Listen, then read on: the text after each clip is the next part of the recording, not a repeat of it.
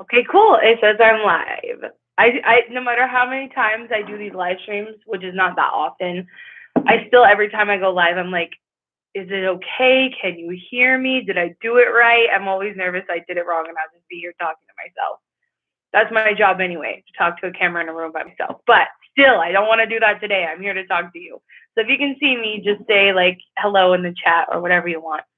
But I'm excited to do this live stream today. I think a lot of you have noticed I've been traveling a lot recently, and so my schedule's just been really weird as far as like filming goes. I could have posted a video today, but it would have been a little rushed. So I figured people like the live streams. I haven't done one in a while. Let's do one of those. Cool, cool. You can hear me. Okay, so my sister is here. She's going to help me moderate. If you guys want to leave questions in the chat, I'll try to look at the chat, but sometimes it gets a little overwhelming. So Brittany is going to send me your questions or like the questions that she thinks are really good. So just leave them in the chat at any point. I'll be answering them. And yeah, sometimes I ask ahead of time what questions you have. I didn't do that today. So we're just going straight from the chat. Whatever you guys want to talk about, there's no like given agenda of today's live stream, except that I want to make a really big announcement. I'm really nervous about this, but also very excited. So, as I said, I've been traveling a lot recently, and every time I go somewhere, I get comments and DMs that are like, "Oh, I wish I had known you were going to be here. I would have loved to meet you. Can you do a meetup?" And I've always been terrified to do meetups for so many reasons. Number one, because anxiety. I have anxiety, social anxiety. I'm very introverted.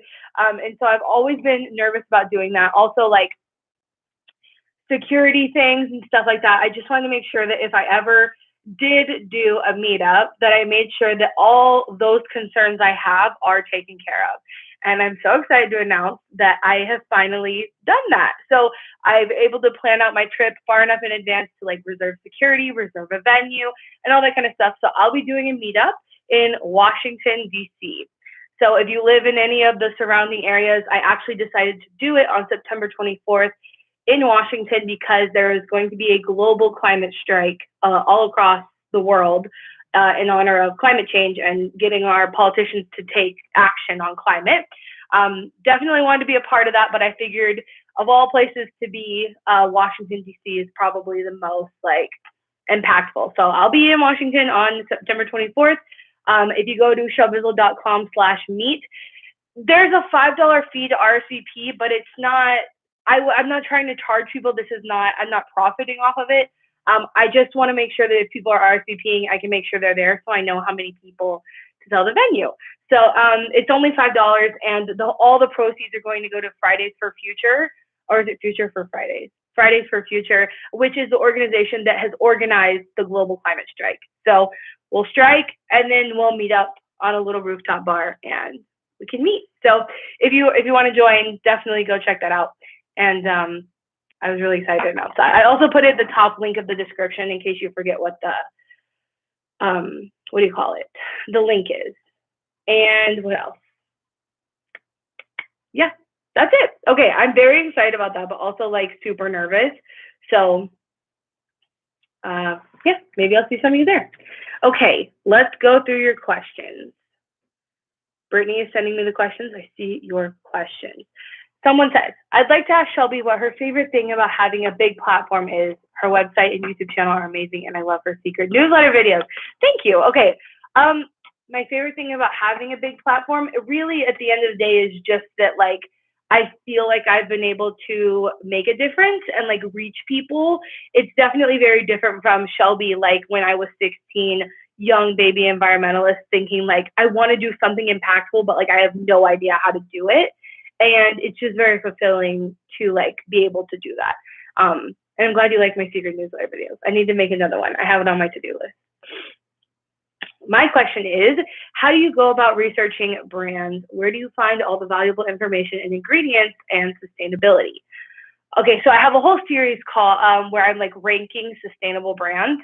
And the whole goal of that series was to break down things I look for and where I go to look for them and how I validate them and all that kind of stuff. Because every brand is different depending on what like type of product they sell, what their service is, what their certifications could even be. It's always different. And so that's kind of the goal of that series, is to show brand by brand what I do so that you can attempt to apply it in your own life.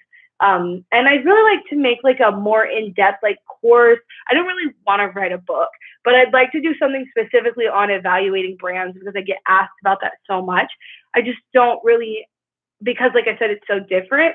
I don't really know what would be the best way to go about that.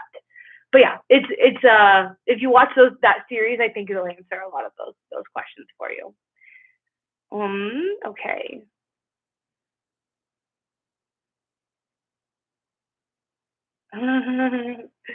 Sorry. Okay.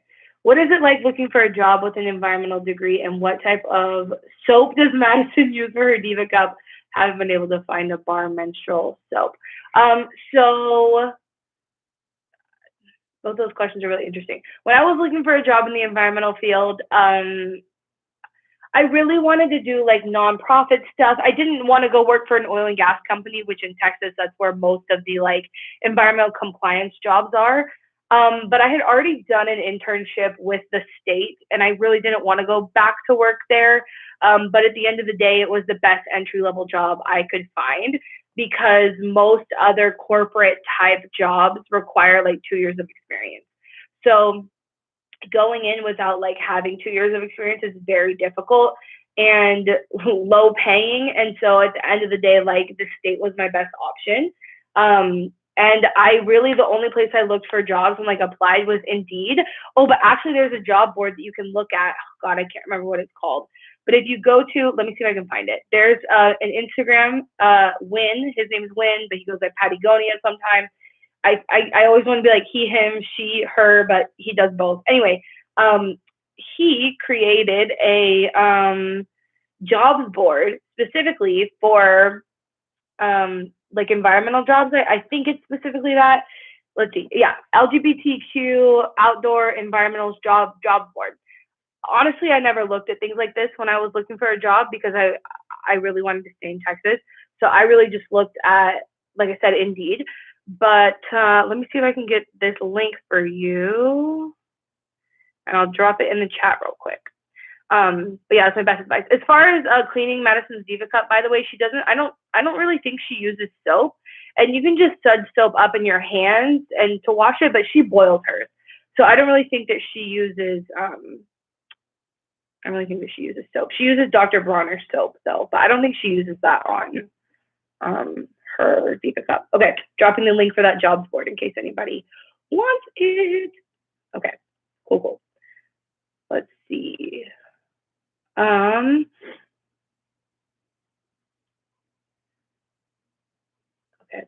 sorry, I have to read through these. Okay. Oh yeah, a lot of people are asking. I've always wanted to ask how you handle cat and zero waste. What food do you feed, and how do you handle their waste?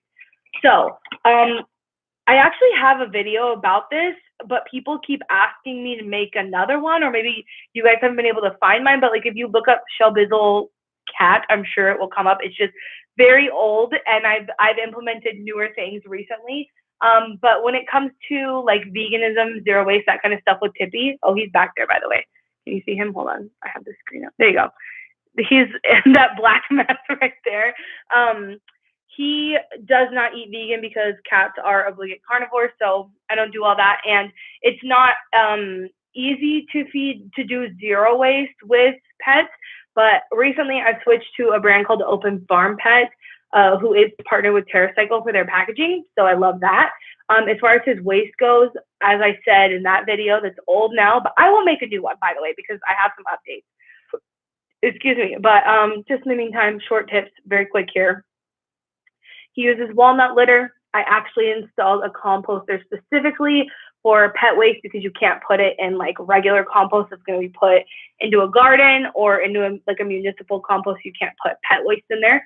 So this is specifically a compost for animal waste. Nothing else really goes in there. So I'll share more about that in a full length video. I've just been, it's a long story, but that's my answer. I hope that helps. Okay. Will you ever come to Ireland? It's not on my to-do list right now. I think that traveling is really like a carbon intensive thing to do. And obviously in my mind, I'm not willing to give up traveling in the name of the planet, specifically